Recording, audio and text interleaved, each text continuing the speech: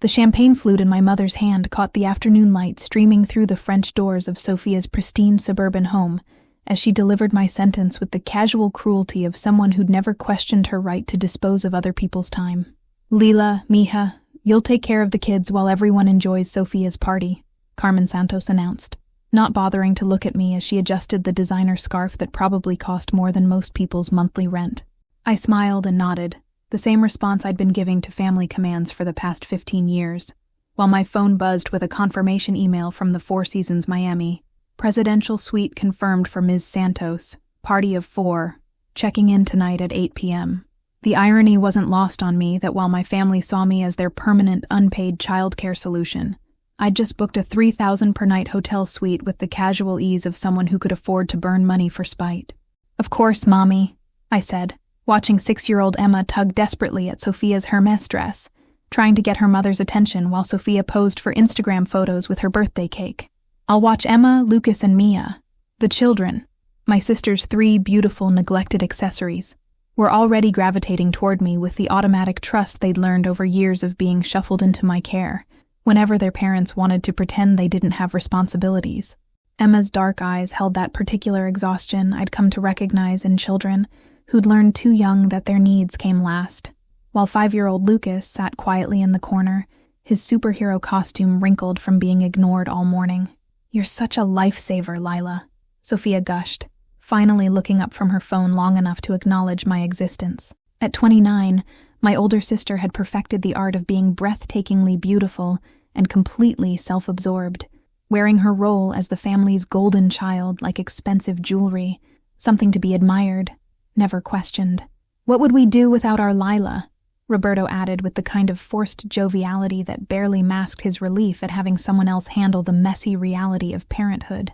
Sophia's husband had mastered the skill of being present in body, while completely absent in responsibility, a talent that apparently made him very attractive to women who valued appearance over substance. I glanced around the living room, taking in the scene that had played out dozens of times before. Adults clustered around expensive bottles of wine and artfully arranged appetizers, while the children wandered like ghosts through their own home, seeking attention from parents who were too busy celebrating themselves to notice. The house was gorgeous, all marble countertops, imported fixtures, and furniture that looked like it belonged in a magazine, but it felt as cold and unwelcoming as a museum. "The kids had lunch already, right?" I asked, though I already knew the answer from Emma's hollow cheeks and the way Lucas kept eyeing the untouched catering trays. "Oh, they'll be fine," Carmen dismissed with a wave of her manicured hand. "Children don't need to eat every 5 minutes. You spoil them, mija. Spoil them." Because ensuring that 6-year-olds had regular meals was somehow excessive indulgence rather than basic human decency. My phone buzzed again. A text from James Chen, my business partner and the only person who knew the truth about my double life. "Flight leaves in 3 hours. Car service confirmed. You ready for this?" I typed back quickly, more ready than I've ever been for anything. "Tia Lila, can we go to the park?" Emma asked quietly, slipping her small hand into mine with the kind of desperate trust that broke my heart every single time. "Not today, sweetheart," I said gently, knowing this would be the last time I'd have to disappoint her with limitations imposed by other people's selfishness. "But very soon, we're going on an adventure, a real one." Sophia appeared at my elbow, her voice pitched low enough that the children couldn't hear. "And Lila, make sure they stay quiet during the toasts. Roberto's boss is here and we can't have the kids disrupting important conversations." "Of course not," I agreed, while mentally calculating the timeline for my departure. 2 hours to get through family obligations, 30 minutes to collect my pre-packed bags from the car, an hour to reach the airport. By the time Sophia's guests were raising their glasses to toast another year of my sister's charmed existence, I'd be somewhere over Texas, flying toward a future where I'd never again be treated like the hired help in my own family. "You're the best, Hermanita," Sophia said, kissing my cheek with the kind of perfunctory affection that meant nothing and cost less. I squeezed Emma's hand gently and smiled at the room full of people who had no idea they were looking at the last 30 minutes of the old Lila Santos, the convenient babysitter, the reliable backup plan, the family member whose needs never quite mattered enough to consider. They had no idea what was coming next. The pattern started when I was 12, and Sophia was 14, the day our mother decided that my sister's quinceañera planning was more important than my 7th grade science fair project. I'd spent weeks building a working model of renewable energy systems, staying up late in my bedroom with salvaged electronics and library books about solar panels. But when Carmen needed someone to babysit 3-year-old Emma while she and Sophia tasted cakes and chose flowers, my education became expendable. "Lila will understand," Carmen had said, as if my understanding was both assumed and irrelevant. "She's so responsible, so good with children. It's a natural gift." A natural gift. That's what they called the systematic erosion of my childhood, the gradual transformation of the younger daughter into an unpaid domestic employee. What they didn't call it was sacrifice, servitude, or the slow strangulation of dreams under the weight of other people's expectations. By 15, I was Emma's primary caregiver after school, walking her home, helping with homework, making dinner while Carmen attended Sophia's dance recitals or volleyball games. By 17, I was babysitting during family gatherings, holiday parties, and weekend events, always with the same explanation. "Lila doesn't mind. She loves spending time with the children." The assumption that I didn't mind became family doctrine, repeated so often that questioning it seemed not just rebellious, but ungrateful. When I missed my senior prom to watch Emma during Sophia's college graduation party, Carmen bought me a $20 necklace and called it a fair trade. When I turned down a full scholarship to UC Berkeley because the family needed me closer to home, Diego praised my maturity and sense of responsibility. What they needed, I realized years later, was a built-in solution to the inconvenience of parenthood. Sophia wanted children the way she wanted designer handbags, as attractive accessories that enhanced her image without requiring significant lifestyle changes. Carmen and Diego wanted grandchildren they could spoil and photograph without the daily responsibility of raising them. And I, apparently, wanted nothing more than to facilitate everyone else's dreams. The lies I told myself evolved over time. At 18, I convinced myself that staying home for community college was a temporary sacrifice that would benefit everyone. At 20, I believed that my associate's degree in computer programming was sufficient education for someone who just wanted to help the family. At 23, I accepted that some people were natural caregivers, born to support others rather than achieve for themselves. But children see truth that adults learn to ignore, and Emma, Lucas, and baby Mia saw through their family's carefully constructed facade with the clarity that only comes from being perpetually disappointed by the adults responsible for their welfare. "Why doesn't Mommy read to us?" Emma had asked me one night after another bedtime where Sophia was too busy with her social media presence to participate in actual mothering. "Mommy's tired, baby," I'd said, the same excuse I'd been making for years. "But you're tired too, and you still read to us." The simple observation hit like a physical blow. Emma was 6 years old, and already understood that some adults chose to show up, while others chose to make excuses. She'd learned to expect consistency from me, and disappointment from everyone else. A lesson that would shape her understanding of relationships for the rest of her life. That was the night I started really paying attention to the children's daily reality, instead of just managing it. Emma, who should have been confident and secure, apologized constantly for taking up space, asking permission to eat snacks in her own home, apologizing for needing help with homework. Lucas, barely 5 years old, had developed a stutter that mysteriously disappeared when he was alone with me, but returned whenever his parents were present. Baby Mia, 18 months old, had stopped crying when she was hungry or tired, having learned that her needs were more likely to be met through silence than through vocal demands. They were beautiful, brilliant children who'd learned to minimize themselves to avoid inconveniencing the adults who were supposed to love them unconditionally. The realization that I was enabling their neglect by making it convenient hit me like a freight train. Every time I stepped in to feed them when Sophia was too busy, every time I comforted them when Roberta was too distracted, every time I provided the stability their parents should have been offering, I was making it easier for their actual parents to continue failing them. I'd spent 15 years being proud of my self-sacrifice, my reliability, my willingness to put family first. But what I'd actually been doing was participating in a system that treated children like inconveniences and treated me like a resource to be exploited.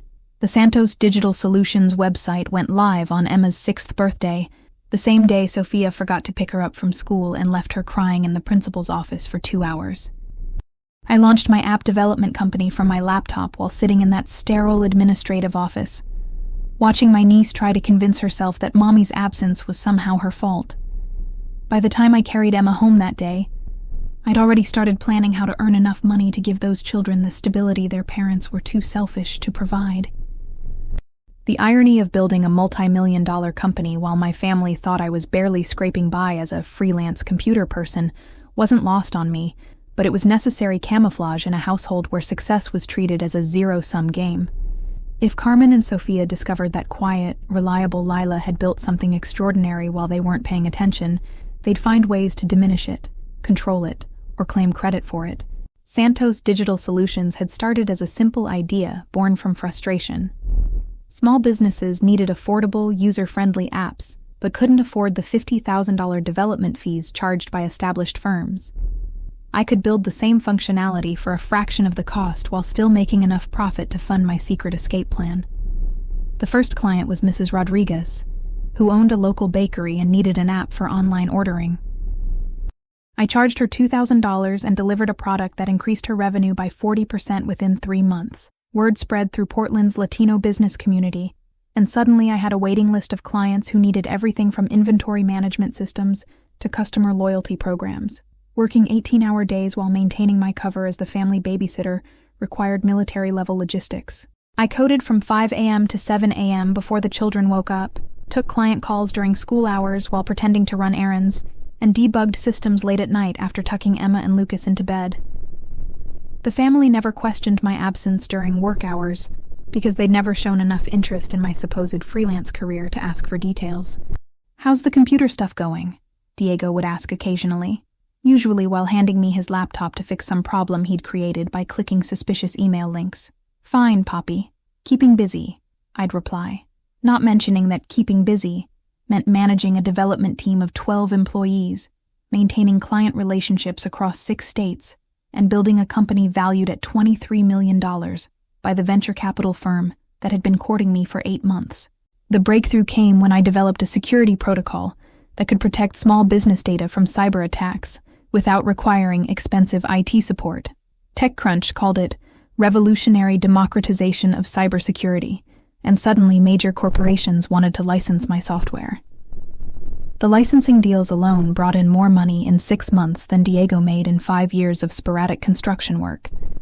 James Chen found me through the TechCrunch article. His venture capital firm specialized in funding female entrepreneurs in tech, and he'd been impressed by my bootstrapped approach to building Santos Digital. What started as a business meeting became a friendship, then a partnership when I realized I needed someone I could trust to help navigate the complex world of rapid business growth. "You're living 2 completely different lives," James had observed after spending a morning at Sophia's house, watching me seamlessly transition between managing a conference call about enterprise software integration and making lunch for 3 children who were being ignored by their actual parents. "It's temporary," I'd insisted, "just until I have enough resources to make a clean break." Resources for what? That was the question I'd been avoiding, the one that forced me to acknowledge that my escape plan wasn't really about escaping at all. It was about rescue. The first time I'd seriously considered taking the children away from Sophia and Roberto, Emma had been 5 and Lucas was 4. Sophia had left them alone for 6 hours while she attended a wine tasting, claiming I was supposed to be watching them even though she'd never actually asked me to babysit. I'd found them hiding under Lucas's bed, terrified and hungry, with Emma trying to comfort her little brother by singing the lullabies I'd taught her. "We didn't know where anyone was," Emma had whispered when I asked what happened. "Mommy left and didn't say when she'd come back." That night, I'd started researching child custody laws, family court procedures, and the requirements for proving parental neglect. What I learned was simultaneously encouraging and terrifying. The legal system heavily favored keeping families together, but documented patterns of neglect and endangerment could result in custody being awarded to relatives who could provide stable homes. The problem was documentation. I needed evidence that wouldn't be dismissed as family drama or sibling rivalry. I needed official reports, professional assessments, and objective documentation of a pattern of behavior that put the children at risk. That's when I'd started making phone calls to Child Protective Services. "I'd like to report concerns about child welfare," I'd said during my first call to Detective Maria Vasquez, a CPS investigator who specialized in cases involving educated, middle-class families who were skilled at hiding dysfunction behind attractive facades. "Are you reporting abuse?" "I'm reporting neglect. Systematic, ongoing neglect that's escalating as the children get older and become more inconvenient to manage." The investigation I'd helped initiate had been going on for 6 months, with Detective Vasquez conducting careful, thorough documentation of every incident, every missed meal, every time the children were left unsupervised or emotionally abandoned by parents who treated them like props in their perfect life performance. Tonight would be the culmination of all that careful planning. Sophia's birthday party would provide the perfect opportunity to document what happened when the family's designated caretaker simply wasn't there. The breaking point came on a Tuesday morning in March, when I arrived at Sophia's house to find 18-month-old Mia crying in her crib, her diaper unchanged since the previous evening, while Sophia slept off a hangover in the master bedroom. Emma and Lucas were at the kitchen table, trying to pour cereal from a box that was too heavy for their small hands, spilling Cheerios across the floor, while their mother remained obliviously unconscious upstairs. "Tia Lila," Emma said with the kind of relief reserved for rescue situations. "Mommy won't wake up and Mia is sad and we can't reach the milk." I changed Mia's diaper, fed all 3 children a proper breakfast, and started documenting everything with the systematic precision of someone who'd learned that good intentions meant nothing without evidence. Photos of the unchanged diaper, timestamps showing Sophia's continued absence, video of the children's emotional state when basic needs weren't being met. But the real revelation came when I was cleaning up the kitchen and found Roberto's phone buzzing with text messages he'd forgotten to delete. What I discovered made me understand that the children weren't just being neglected, they were being actively endangered. The messages were from someone named Big Tony, and they were about Diego's gambling debts. Apparently, my father had borrowed $30,000 from people who didn't accept late payments, and the collection methods were escalating.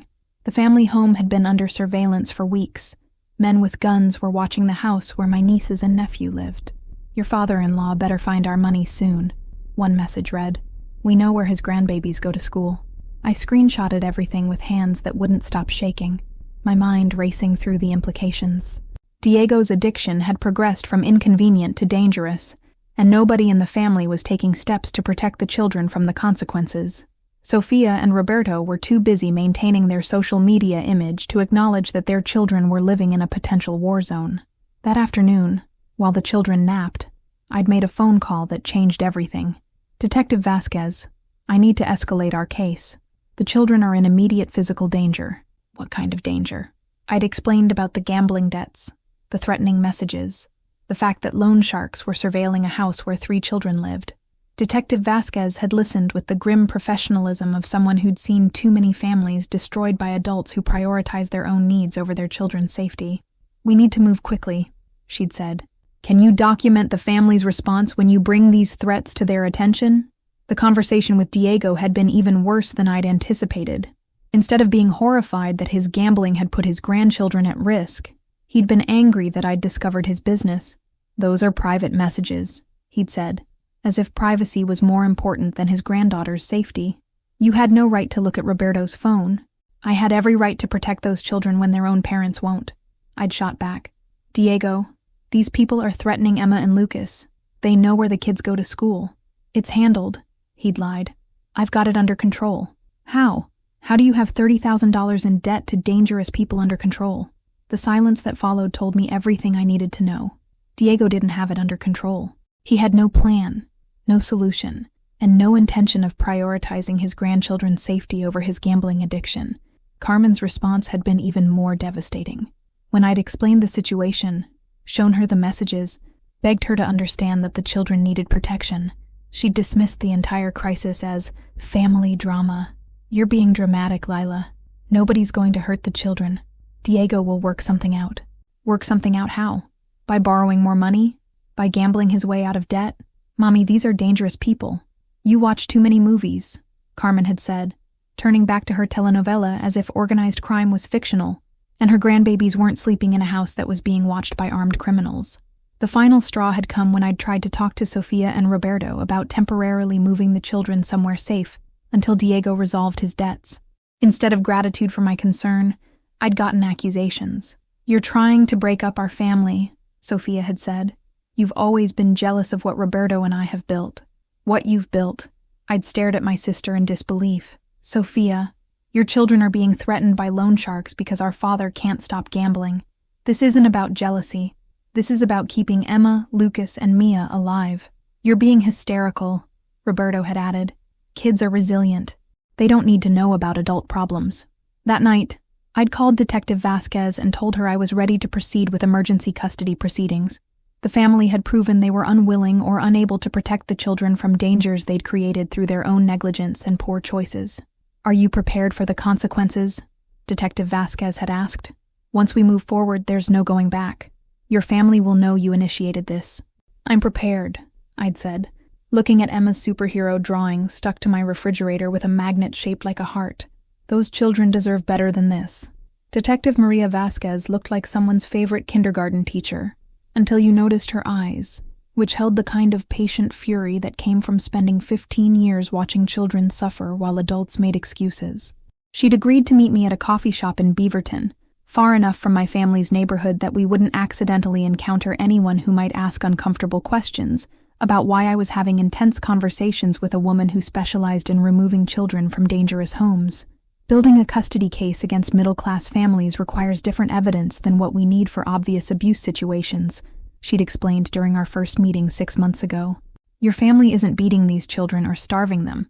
They're committing what we call emotional neglect and failure to provide adequate supervision, which are harder to prove but just as damaging. What kind of evidence do you need? Patterns, documentation, professional assessments, and most importantly, we need to demonstrate that there's a better alternative for the children." That's when she'd explained the process that had been consuming my secret life for half a year. Every incident of neglect needed to be documented with photos, times, and detailed descriptions. Every missed meal, every time the children were left unsupervised, every example of their emotional needs being ignored, all of it had to be recorded, like evidence in a criminal trial. Dr. Patricia Morris had been Detective Vasquez's first recommendation, a child psychologist who specialized in assessing family dynamics and children's emotional well-being. The initial consultation had been heartbreaking. "Emma exhibits classic signs of parentification," Dr. Morris had explained after spending an hour with my 6-year-old niece. "She's learned to take responsibility for her younger siblings' emotional needs because the adults in her life are inconsistent caregivers." What does that mean for her development? Children who are forced into caretaker roles too early often struggle with anxiety, difficulty forming healthy relationships, and problems with self-worth. Emma believes her value lies in her ability to take care of others, which is a heavy burden for someone who should be learning to play and explore the world. Lucas's assessment had been equally concerning. His selective mutism, the way he shut down emotionally when his parents were present, the hypervigilance that made him constantly scan rooms for signs of adult mood changes, all indicators of chronic stress in a developing brain. "These children are living in survival mode," Dr. Morris had said. "They've learned to anticipate their parents' needs and manage their own emotions to avoid disappointing adults who might withdraw affection or attention." The hardest part had been documenting incidents without interfering, watching the children experience neglect, while I gathered evidence instead of immediately stepping in to fix everything. Detective Vasquez had been clear about this requirement.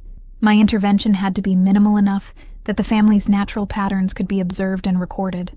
The day Sophia had forgotten to pick Emma up from school, leaving her in the principal's office for 2 hours, I'd documented everything, but waited until my sister finally remembered her daughter before showing up. The time Roberto had left 5-year-old Lucas alone in the house while he went to buy beer, I'd photographed the empty house and Lucas crying by the window, but I'd waited until Roberto returned before entering. Each incident had felt like a betrayal of the children I loved, but Detective Vasquez had repeatedly assured me that temporary discomfort now would protect them from years of continued neglect. "You're not abandoning them," she'd said during one of our weekly check-ins. "You're building a case that will give them the stable home they deserve." The financial investigation had been equally revealing. James Chen had helped me hire a forensic accountant who'd discovered that Roberto and Sophia were spending their children's education funds on luxury purchases, while failing to budget for basics like adequate child care or reliable transportation. Diego's gambling debts weren't just dangerous. They were draining resources that should have been protecting his grandchildren's future. "They're financially irresponsible to the point of endangering the children's welfare," the accountant had reported. "Meanwhile, you have documented assets of $23 million and a stable income that could provide for their education, health care, and emotional development." The Miami hotel reservation had been Detective Vasquez's idea, part of a strategy she called controlled crisis intervention. By removing myself from my usual caretaker role during a family gathering, we would create a situation where the parents' inability to manage their children's needs would be clearly documented. "We'll have social workers positioned nearby," she'd explained. "When the situation becomes unsafe, and it will become unsafe. We'll have witnesses to their neglect that can't be dismissed as family drama or sibling rivalry. And then we file for emergency custody, and you become those children's legal guardian while their parents complete court-ordered rehabilitation programs. The rehabilitation programs were comprehensive: parenting classes, substance abuse counseling for Diego's gambling addiction, and Carmen's prescription drug dependency, therapy for Sofia and Roberto to address their emotional immaturity and neglectful parenting patterns. The goal isn't to punish them, Detective Vasquez had assured me. The goal is to create a family system where the children's needs come first, and the adults take responsibility for their behavior. Tonight, sitting in Sofia's living room while my family planned a party that would prioritize adult entertainment over children's welfare, I knew we were about to find out if 6 months of careful preparation would be enough to save 3 beautiful children from a lifetime of feeling invisible. The party was in full swing by 3 o'clock, with 47 adults crowded into Sofia's living room, drinking Prosecco, and pretending that the 3 children weaving between their legs were charming accessories rather than human beings who needed attention, food, and supervision. I watched from the kitchen while Emma tried unsuccessfully to show her drawing to Sofia, who was too busy posing for photos to notice her daughter tugging desperately at her dress. "Mommy, look what I made," Emma kept saying, her voice getting smaller each time Sofia failed to respond. Meanwhile, Lucas had retreated to his favorite hiding spot behind the living room curtains, overwhelmed by the noise and chaos of adults who talked too loudly and laughed too much. Baby Mia was crying in her high chair, her face red with frustration, while Roberto filmed himself making cocktails for his Instagram story, completely oblivious to his daughter's distress. The scene was perfect for what Detective Vasquez had called documentary evidence of systematic neglect, but watching it unfold felt like standing by while someone slowly tortured the people I loved most. "Lila, can you get Mia?" Sofia called over the party noise, not bothering to look away from her photographer friend, who was capturing every angle of her birthday celebration. "Of course," I said, picking up the crying baby and noting the time. 3:15 p.m. Mia's last feeding had been at 11 a.m., and her diaper was soaked through. 6 hours of basic needs being ignored while the adults celebrated. I changed Mia quickly, then found Emma and Lucas to give them the snacks their parents hadn't thought to provide. The 3 of them clustered around me in the kitchen like survivors seeking shelter, their relief at having someone pay attention to them breaking my heart all over again. "Tia Lila, when will the people go home?" Lucas whispered, his stutter more pronounced than usual. "Soon, baby," I lied, knowing the party would probably continue until midnight. My phone buzzed with a text from James. "Car is outside. You sure about this?" I looked at the children's faces. Emma's exhaustion, Lucas's anxiety, Mia's need for comfort that only I seemed willing to provide. In the living room, their parents were toasting Sofia's 29th year of life, without acknowledging that they'd created 3 small lives who were being systematically ignored. "I have to go to the bathroom," I told Emma. "Watch your brother and sister for just 1 minute, okay?" Emma nodded with the kind of solemn responsibility that no 6-year-old should have to carry, automatically taking baby Mia from my arms while moving closer to Lucas. They'd learned to depend on each other when the adults failed them, which was both beautiful and heartbreaking. I walked through the living room, past relatives who barely acknowledged my presence, past parents who'd never once asked if I had my own life to live, past Sofia blowing out candles on a cake that cost more than most people's weekly grocery budget. At the front door, I paused for one last look at the chaos I was about to abandon. Carmen was holding court near the bar, regaling Sofia's friends with stories about her daughter's achievements, while conspicuously omitting any mention of her 3 grandchildren.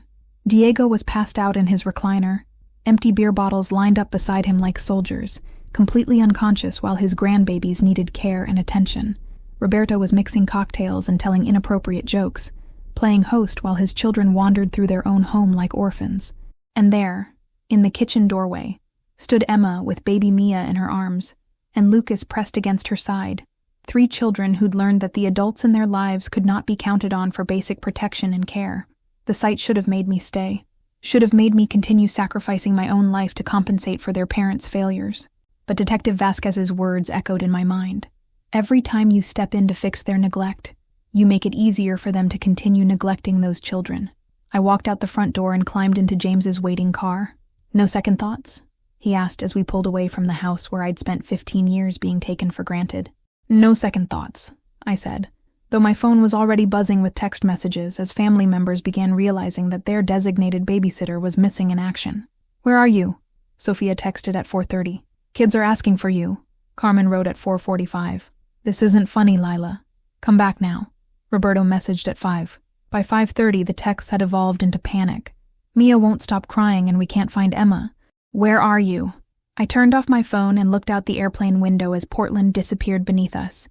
In 6 hours, I'd be in Miami, sitting in a luxury hotel suite with my legal team, waiting for the phone call that would tell me whether 6 months of careful planning had been enough to save 3 children from parents who loved the idea of family more than they loved the reality of raising human beings. The flight attendant offered me champagne, but I asked for orange juice instead. This wasn't a celebration. It was an intervention.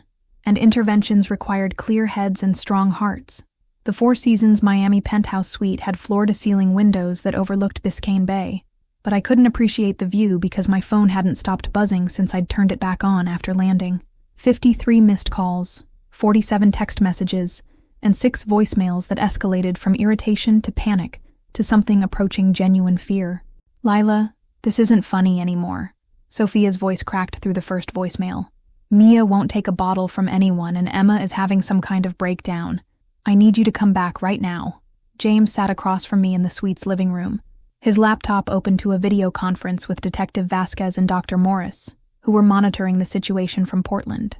On the screen, I could see Detective Vasquez's grim expression as she scrolled through reports from the social workers stationed near Sophia's house. The first 911 call came in at 6:47 p.m., Detective Vasquez reported. Neighbors reported children screaming and adults shouting. When officers arrived for the welfare check, they found 18-month-old Mia in severe distress, 6-year-old Emma trying to comfort her baby sister while crying herself, and 5-year-old Lucas hiding under a table. "Where were the parents?" Dr. Morris asked. Sophia was on the front lawn, screaming at party guests who were trying to leave. Roberto was in the garage, throwing things and punching walls. The grandparents were nowhere to be found. Apparently Diego left to look for Lila, and Carmen locked herself in the master bedroom. I closed my eyes, picturing the scene. 3 terrified children abandoned by adults who'd never learned to prioritize anyone's needs above their own comfort and convenience. "Are the children safe?" I asked. "They're with emergency responders now," Detective Vasquez confirmed. "Emma told the officers that Tia Lila always takes care of us, but she's gone, and nobody knows how to make Mia stop crying." The phone in my hand buzzed with another call from Sophia. When I answered, her voice was barely recognizable through sobs and hysteria. "Lila, thank God. Where are you? The police are here, and they're asking all these questions about childcare and supervision, and I don't know what to tell them. Mia won't eat, and Emma keeps asking for you, and I can't do this without you." "You shouldn't have to do it without me," I said quietly. "You should be able to take care of your own children." "What do you mean?" "I do take care of them. I love them." "Do you, Sophia? Do you really? Because loving children means feeding them when they're hungry, not leaving them to cry while you pose for photos. It means supervising them when they need guidance, not assuming someone else will handle it. It means putting their needs first, not treating them like inconvenient accessories to your perfect life." The silence on the other end of the call stretched for long seconds. When Sophia spoke again, her voice was different, smaller, more desperate. "Please come home. Whatever you're upset about, we can fix it. We can talk about it. But right now, I need you here because I don't know what I'm doing. And the children need you, and the children need parents who show up for them," I interrupted. "They need adults who don't disappear when parenting gets difficult. They need stability, consistency, and unconditional love. They need what I've been giving them for years, while you and Roberto played house. That's not fair. What's not fair is expecting a 27-year-old woman to sacrifice her entire life so that you can avoid the responsibilities of being a mother." My phone was pinging with text messages from other family members who'd apparently been contacted by the police. "Carmen, what did you tell them about our family?" "Diego, this is your fault for abandoning the children." "Roberto, you're destroying our family because you're jealous of what Sophia and I have." "Jealous. After 15 years of unpaid childcare, after sacrificing my own dreams to enable their negligence, after loving their children more consistently than they'd ever managed." Roberto thought this was about jealousy. "Detective Vasquez," I said, looking at the video conference screen. "What happens next?" "Emergency custody hearing is scheduled for tomorrow morning at 9 a.m. Judge Helena Rodriguez will review the evidence we've collected over the past 6 months, plus tonight's incident report. The children spent the night with temporary emergency foster care, but they'll be present for the hearing. And their parents, Sofia, Roberto, Carmen, and Diego, have all been served with papers requiring their appearance in family court. They have the right to legal representation, and they'll have the opportunity to contest the custody petition. Dr. Morris leaned forward on the screen. Lila, are you prepared for what tomorrow will involve? Your family is going to feel betrayed, angry, and desperate. They're going to say things designed to hurt you and make you question your decision. I've been questioning this decision for 6 months, I replied. But every time I watch Emma try to get her mother's attention, every time I see Lucas hide from adults who should make him feel safe, every time I hold Mia while she cries because no one else bothers to comfort her, I know I'm doing the right thing. James reached across the suite's coffee table and squeezed my hand. We'll get through tomorrow, he said. All of us. Outside the window, Miami sparkled in the darkness, a city full of people living their own lives, making their own choices, free from family obligations that demanded everything and gave nothing in return. Tomorrow, I would fight for 3 children who deserved better than they'd been given. Tonight, for the first time in 15 years, I was going to sleep without worrying about anyone else's needs but my own. Judge Helena Rodriguez had the kind of face that suggested she'd seen every possible variation of family dysfunction and stopped being surprised by human selfishness sometime during her first decade on the family court bench. She studied the evidence folder Detective Vasquez had prepared. 6 months of documented neglect, professional assessments, photographs, and testimony, while my family sat across the courtroom looking like defendants at their own trial, which, in many ways, they were. Ms. Santos, Judge Rodriguez addressed me directly. You're petitioning for emergency custody of 3 minor children who are currently your nieces and nephew. Can you explain why you believe their current living situation is unsafe? I stood up, noting how Sofia, Roberto, Carmen, and Diego were staring at me with expressions that ranged from betrayal to rage to complete bewilderment. They still didn't understand how the family babysitter had suddenly transformed into their legal adversary. Your Honor, for 15 years I've provided primary care for these children while their parents pursued their own interests. What began as occasional babysitting evolved into full-time parenting responsibilities that I accepted because I believed the children's needs were more important than my own convenience. And what changed? I realized that by constantly compensating for their parents' neglect, I was enabling a dangerous pattern that was harming the children's emotional development, and more recently, putting them in physical danger. Judge Rodriguez looked at the evidence folder. I've reviewed Detective Vasquez's reports and Dr. Morris's psychological evaluations. The documentation is extensive, but I want to hear from you directly about specific incidents that led to this petition. I pulled out my phone and scrolled to the photos I'd been taking for months, each one a small piece of evidence that collectively painted a devastating picture of systematic neglect. This photo was taken 3 weeks ago, I said, showing the court a picture of Emma trying unsuccessfully to get Sofia's attention during a family dinner. Emma had fallen off her bicycle and scraped her knee badly enough to need bandaging, but Sofia was too busy updating her Instagram story to notice her daughter's injury. And this one? Judge Rodriguez asked, looking at a photo of Lucas sitting alone in a corner. That's 5-year-old Lucas during his birthday party. He'd asked if he could invite friends from school, but Sofia said it would be too much trouble. Instead, she invited her adult friends and spent the party taking pictures of herself with his birthday cake. Lucas hid behind the curtains for 2 hours, while the adults celebrated without including him.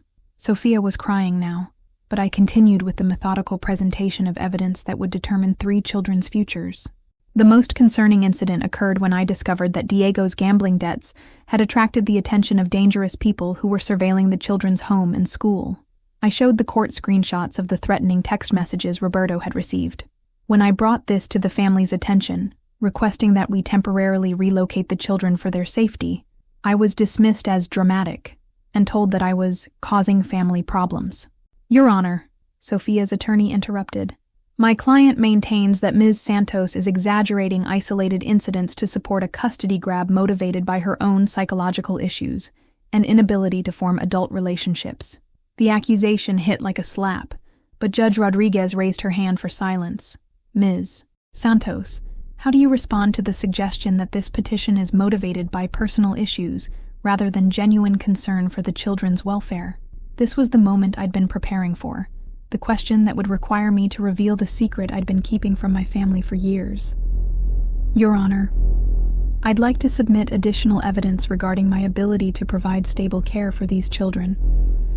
I nodded to James, who stood up and approached the bench with a folder containing financial statements, business documents, and character references that would shatter my family's assumptions about my capabilities and resources.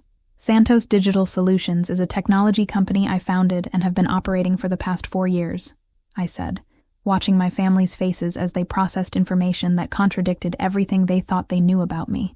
The company is currently valued at $23 million and employs 47 people across 6 states. The courtroom was silent except for Sophia's sharp intake of breath. Carmen's face had gone pale, while Diego stared at me as if I'd suddenly started speaking a foreign language. Furthermore, I continued, I've already established trust funds for each child's education, secured pediatric health care through my company's premium insurance plan, and purchased a home in Miami with sufficient space and resources to provide stable, loving care while their parents complete court-ordered rehabilitation programs. Judge Rodriguez studied the financial documents James had provided. Ms.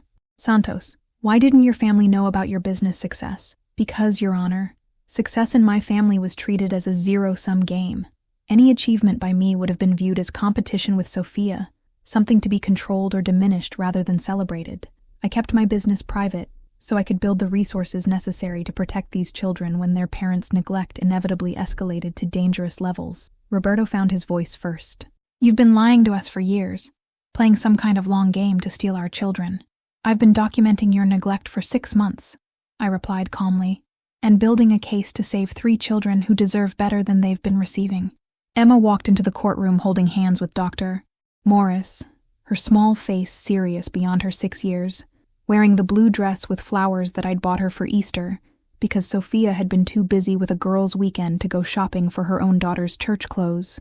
Behind them came Lucas, his superhero t-shirt wrinkled from sleeping in foster care, and baby Mia, who immediately reached for me when she saw me across the room. Judge Rodriguez's expression softened as she observed the children's automatic gravitation toward me rather than their biological parents.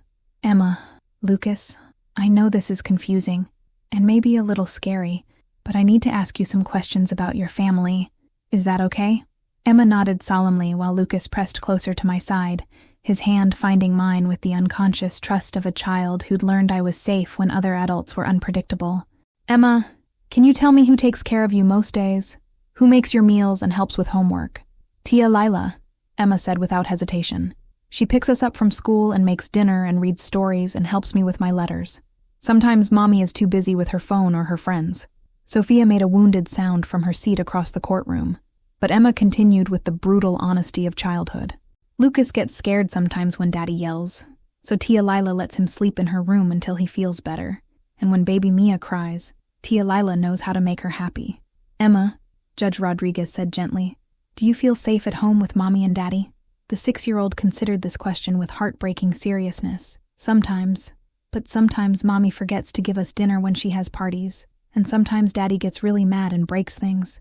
Tia Lila never forgets dinner, and she never yells at us. Lucas, who rarely spoke in front of adults other than me, surprised everyone by adding, Tia Lila teaches us things, like how to read big words and how to be brave when people are loud. Judge Rodriguez turned to Sophia's attorney. Does your client wish to address the children's testimony? Your Honor, children often prefer the adult who gives them the most permissive environment. Ms. Santos may appear more appealing because she doesn't enforce discipline or household rules the way responsible parents must. What discipline? I couldn't help asking. What household rules? Sophia, when was the last time you enforced a bedtime, helped with homework, or had a conversation with Emma about her feelings? I'm their mother, Sophia said desperately. I love them. They belong with me. Loving them isn't enough, Judge Rodriguez said firmly. Parenting requires daily action, consistent care, and putting children's needs before your own comfort. The evidence suggests that pattern has not been established in your household. Dr. Morris approached the bench with her psychological assessment. Your Honor, I've spent 6 months evaluating this family dynamic. The children exhibit clear signs of chronic stress related to inconsistent caregiving and emotional neglect. Emma demonstrates parentification. She's learned to manage her own and her siblings' emotional needs because the adults are unreliable caregivers. And Lucas? Lucas shows signs of selective mutism and hypervigilance. He's learned to monitor adult moods and minimize his own needs to avoid conflict. This is survival behavior, not normal childhood development. Roberto stood up suddenly. This is insane. We're good parents. We provide for our children. We love them. You provide material things, Judge Rodriguez interrupted. But parenting requires emotional availability, consistent supervision, and prioritizing children's needs over adult entertainment. The evidence suggests those requirements have not been met. She turned back to me. Ms. Santos, if I award you custody of these children, what are your long-term plans for their care and their relationship with their biological parents? Your Honor, I believe these children need stability, consistency, and adults who prioritize their welfare above all other considerations. I've already enrolled them in excellent schools in Miami, established relationships with pediatricians and child psychologists, and created structured daily routines that meet their developmental needs. And their parents? I hope Sofia, Roberto, Carmen, and Diego will complete the rehabilitation programs Dr. Morris has recommended. Parenting classes, addiction counseling, therapy to address the dysfunction patterns that led to this situation. The children love their parents, but they need their parents to become capable of providing safe, consistent care. Judge Rodriguez studied the evidence one final time, then looked directly at each family member before speaking. Based on the evidence presented, including documented incidents of neglect, professional psychological assessments, and the children's own testimony, I find that the current living situation poses risks to the minor children's physical safety and emotional development. Sofia began sobbing. Carmen looked like she might faint.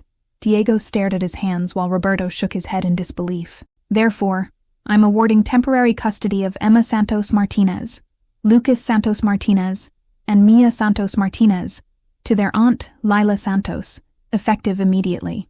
The biological parents will be granted supervised visitation upon completion of court-ordered family counseling, parenting education, and substance abuse evaluation. Emma's hand squeezed mine tightly. Lucas pressed his face against my shoulder. Baby Mia babbled contentedly in my arms, unaware that her life had just changed forever. For the first time in 15 years, I was no longer the family babysitter. I was their mother. 6 months later, I stood on the balcony of our Miami home, a sprawling house with a pool, a garden where Emma could plant flowers, and enough bedrooms that Lucas no longer had to share his space when nightmares made him need extra comfort. Through the French doors, I could see Emma at the kitchen table, carefully writing thank you notes for her 7th birthday party, an event we'd celebrated with 12 of her new classmates, and not a single adult who'd treated the children like inconveniences. Tia Lila, Emma called out. How do you spell grateful? Grateful, I replied, smiling at how she insisted on writing each card herself, despite the effort required for her still developing handwriting skills. Lucas was in his room building elaborate Lego cities, no longer hiding behind furniture when adults entered the room. The selective mutism had largely disappeared once he'd learned that the adults in his new environment were predictable, patient, and genuinely interested in his thoughts and feelings. Dr. Morris had been amazed by his transformation. Children are remarkably resilient when they're given consistent, loving care, she'd said during our monthly check-in. Lucas is becoming who he was always meant to be, now that he's not spending all his energy managing adult emotions. Baby Mia, now 2 years old, had bloomed from a chronically fussy infant into a confident toddler who laughed easily, explored fearlessly, and slept through the night in the security of knowing her needs would be met promptly and lovingly. She called me Mama Lila and reserved Mommy for Sofia during their supervised visits, an arrangement that had initially devastated my sister, but ultimately motivated her to complete her parenting classes with unprecedented dedication. The rehabilitation programs had been difficult for my family, but they'd also been transformative in ways I hadn't expected. Sofia's twice-weekly therapy sessions had helped her understand that being a mother required more than providing material things and posting cute photos on social media. She'd learned to engage with her children's emotional needs, to prioritize their developmental requirements over her own social calendar, and to find fulfillment in the daily work of nurturing, rather than just the public recognition of motherhood. I never realized how much I'd been depending on you, she'd admitted during one of our carefully mediated family meetings. I thought being a good mother meant having well-dressed children and a beautiful home, but I never learned how to actually connect with them. Roberto had been resistant to therapy initially, but gradually came to understand that his children needed emotional availability more than they needed a father who could provide expensive toys while remaining emotionally absent. His anger management classes had taught him healthier ways to handle stress, and his relationship with Lucas had slowly begun to heal. Carmen and Diego's transformation had been perhaps the most surprising. Forced to confront how their own dysfunction had created the family patterns that endangered their grandchildren, they'd both committed to addiction recovery programs. Carmen for her prescription drug dependency, Diego for his gambling addiction. They'd also started attending grandparenting classes, learning how to support their grandchildren's well-being instead of undermining it through enabling and emotional manipulation. "We failed you, mija," Carmen had said during a particularly difficult family session. "We taught Sofia that being a mother was about looking perfect instead of being present, and we taught you that your value was in serving others instead of building your own life." The apology had been 27 years overdue, but it had still mattered.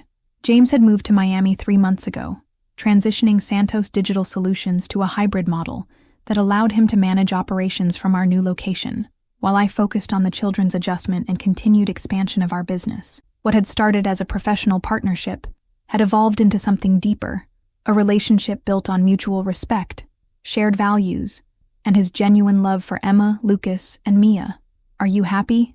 he'd asked me last night as we sat by the pool after the children were asleep, watching stars reflect in the water. "I'm fulfilled," I'd replied, understanding the distinction for the first time in my life. For 27 years, I was trying to earn love by being useful to people who took me for granted. Now, I'm choosing to love people who love me back freely.